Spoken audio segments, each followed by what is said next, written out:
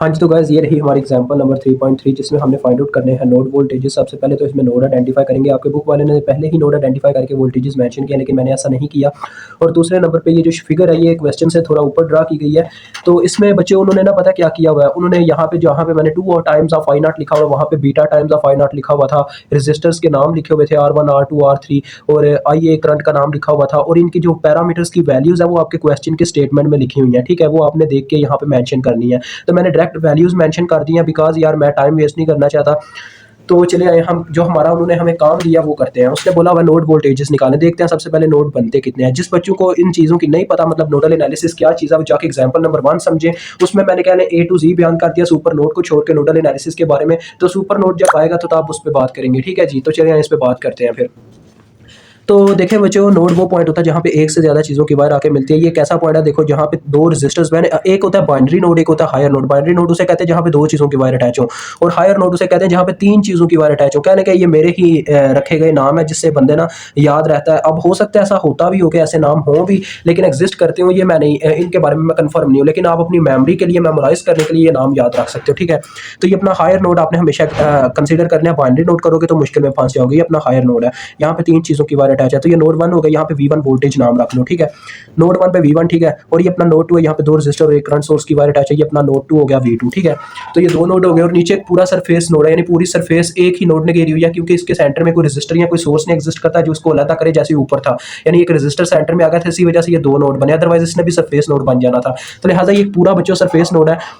मैं वैसे तो बच्चों को समझाने के लिए इस तरह से बच्चों शेडेड कर देता होता हूँ ताकि बच्चों को पता चल सके। ये पूरा एक सरफेस नोड है। अगर हमने KCL लगाना होता है ना तो किसी एक नोड को हमें लाजमी ग्राउंड करना पड़ता है, और हम ज़्यादातर जो नीचे वाला नोड होता है उसे ही ग्राउंड करते हैं, बिकॉज ग्राउंड का मतलब ही नीचे ही होता है। तो इस वजह से बच्चे ना आसानी में रहते हैं। ठीक है, तो उसे मैंने ग्राउंड कर दिया, न्यूट्रल कर दिया। एक कोई ना कोई नोड हमने न्यूट्रल कराना होता है। मैं चाहता तो इसको भी न्यूट्रल करा सकता था, लेकिन मैं हमेशा नीचे वाले को ही न्यूट्रल कराता हूँ।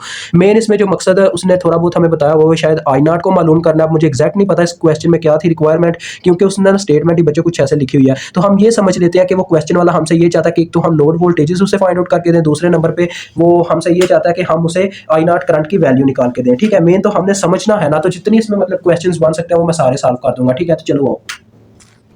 हमने पहले KCL लगाना है। चलो नोड 1 पे KCL लगाते हैं। तो KCL में हम क्या करते हैं बच्चों, करंट्स लिखते हैं। KCL means Kirchhoff current law. एक साइड पे हम एंटरिंग करंट्स लिखते हैं, इस साइड पे हम एंटरिंग करंट लिखेंगे, इस साइड पे लिविंग करंट्स। ठीक है, तो आपने लिख देना अप्लाई KCL। तो करंट अगर आपको किसी वायर का ना पता हो तो आपने इस ये फार्मूला लगाना है, I is equal to V over R, Ohm's law. ठीक है, तो देखो पहले इस वायर की बात करते हैं, क्योंकि नोड इस नोड के जितनी भी घेरे में वायर्स आ रही होंगी सबकी हमें करंट लिखनी होगी। इस वायर की बात करूँ तो ये एक लिविंग करंट है। देखो लीव कर ये डायरेक्ट करंट ही दी गई है। तो लिहाजा जो लिविंग करंट है बच्चों, उससे पहले भी हमें बच्चों एक स्टेप करना पड़ेगा, क्योंकि ये मैं भूल गया हूँ। एक स्टेप करना पड़ेगा बिकॉज इसमें डिपेंडेंट सोर्स मौजूद है इस सर्किट के अंदर। तो जब डिपेंडेंट सोर्स मौजूद हो तो वो जिस चीज़ पे डिपेंड कर रहा होता है हमें उसकी जो इक्वेशन है पहले रेडी रखनी पड़ती है। तो ये देखो ये 2 टाइम्स ऑफ आई नॉट है, यानी कि ये आई नॉट की वैल्यू पे डिपेंड कर रहा है। जिस तरह से आई नॉट चेंज होगी वैसे वैसे इसकी वैल्यू चेंज होती जाएगी। तो देखो आई नॉट इस वायर में फ्लो कर रहा है और अपनी डायरेक्शन भी बता रहा है। तो हम आई नॉट की पहले ना यहाँ पे इक्वेशन लिख रहा हूँ मैं, आई नॉट इज इक्वल टू तो देखो बच्चों आई नॉट जो है V2 में से निकली है, यानी कि V2 में से निकल रही है V2 माइनस जहाँ पे एंटर करेगी वो वाले वोल्टेज 0, V2 माइनस 0, और जितनी रेजिस्टेंस इसके रास्ते में आई कितनी आई है 3K। तो ये इसकी इक्वेशन बनेगी V2 ओवर 3K। ठीक हो गया। अब आप 1 बाय 1 KCL लगाते जाए। अब हम इसकी बात कर रहे थे एक लिविंग करंट है। लिविंग करंट हम यहाँ पे लिख रहे हैं, लेकिन ये जो सिंपल इस फॉर्म में, तो चलो 2 टाइम्स ऑफ आई नॉट मैंने इसे यहाँ पे लिख लिया। ठीक है, आगे नेक्स्ट बात करते हैं इस वायर की।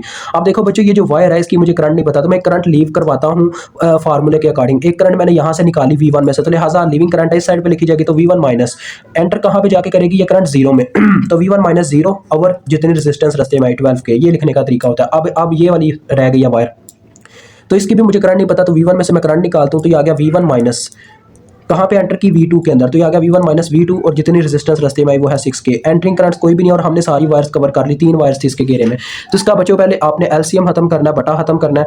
तो उसके लिए हम क्या करते हैं, इस इक्वेशन का LCM बन रहा है 12K। पूरी इक्वेशन को 12K से ज़रब दे देते हैं, मल्टीप्लाइंग बाय 12K। ठीक है, तो देखो जब यहाँ पे 12K मल्टीप्लाई होगा 2 इंटू 12K, और देखो आई नॉट की मैं वैल्यू पुट कर दूंगा V2 ओवर 3K। K से गया 3 1s आर 3 4s आर, ठीक हो गया। और यहाँ पे जब 12 के ज़रब होगा, 12 के से ज़रब होकर कट जाएंगे दोनों, तो ऊपर सिर्फ V1 आ जाएगा। और यहाँ पे जब 12 के ज़रब हो रहा होगा तो के से cancel, 6 1s are 6 2s are 12, तो ऊपर 2 मल्टीप्लाई हो जाएगा, 2 times of V1 minus 2 times of V2, ठीक है, इज इक्वल टू 0, क्योंकि इधर 0 12 के ज़रब हो भी जाए फर्क नहीं पड़ेगा। तो ये देखो बच्चों कितना आ रहा है 8V2, पहले V1 वाले लिख लेते हैं, ये कितना आ जाएगा 3V1, फिर 8V2 में से माइनस 2V2 करेंगे तो माइनस 6V2 रह जाएगा। तो ये आपकी इक्वेशन नंबर 1 बन गई, ठीक है। अब आपने KCL लगाना है नोड 2 पे और इक्वेशन 2 रेडी करनी है, फिर हम इसको उस फॉर्म में लिख के, क्या नाम है, मैट्रिक्स फॉर्म में लिख के इनके वोल्टेजेस की वैल्यू निकाल लेंगे। तो देखो बच्चों नोड 2 की तरफ आ जाइए, अपना नोड 2 है, इसके ऊपर हम अब KCL लगाने लगे, इस साइड पे एंटरिंग और इस साइड पे लिविंग। सबसे पहले देखा जाए तो इस वायर की हम करंट लिखेंगे, ये हमें इस वायर की करंट नहीं ना पता तो लीव करवाते हैं V2 में से। अब नोड 2 की बात चलिए तो V2 में से करंट निकालते हैं, V2 माइनस एंटर करेगी जाके V1 में, तो आ गया V2 माइनस V1 और जितने रेजिस्टेंस रास्ते में आए, ठीक है। तो बटे में आ जाएगा बच्चों 6K। इसी तरह से अब हम इस वायर की बात करते हैं, तो देखो इस वायर में हम V2 में से करंट निकालेंगे तो ये आ जाएगा V2 माइनस, आगे जाके एंटर करेगी न्यूट्रल में तो आ जाएगा 0 ओवर 3K।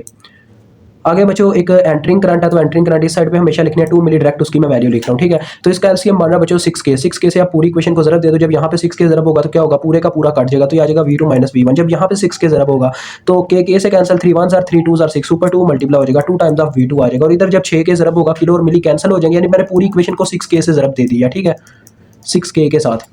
तो यहाँ पे जब 6 ज़रब होगा तो देखो 6 2 बार 12 और किलो और मिली कैंसिल हो जाएंगे, ये आ जाएगी इक्वेशन। तो ये क्या बनती है, पहले V1 आपने उसी सिनेरियो में लिखना है जैसे वहाँ पे वेरिएबल्स का सिनेरियो है, plus 3V2 is equal to 12। तो ये इक्वेशन नंबर 2 आ गई। अब इसको मैट्रिक्स फॉर्म में लिख लो। मैट्रिक्स फॉर्म में हम क्या करते हैं, पहले कांस्टेंट लिखते हैं इक्वेशन के, देखो 3 माइनस 6, फिर इसके लिखेंगे -1 3, और जो वेरिएबल्स होते हैं उनको कॉलम की फॉर्म में लिख देते हैं, यानी कि पहले V1 फिर V2, यानी जिस अरेंजमेंट में होते हैं उसको इस तरह से कॉलम वाइज लिख देते हैं।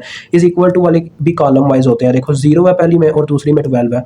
अब इसको आप कैलकुलेटर पे पुट करोगे आपको वैल्यूज मिल जाएंगी V1 की भी और V2 की भी। ये मैंने आपको तरीका बताया हुआ है एग्जाम्पल नंबर 1 में, जिस बच्चे को नहीं पता वो जाके एग्जाम्पल नंबर 1 पहले समझे।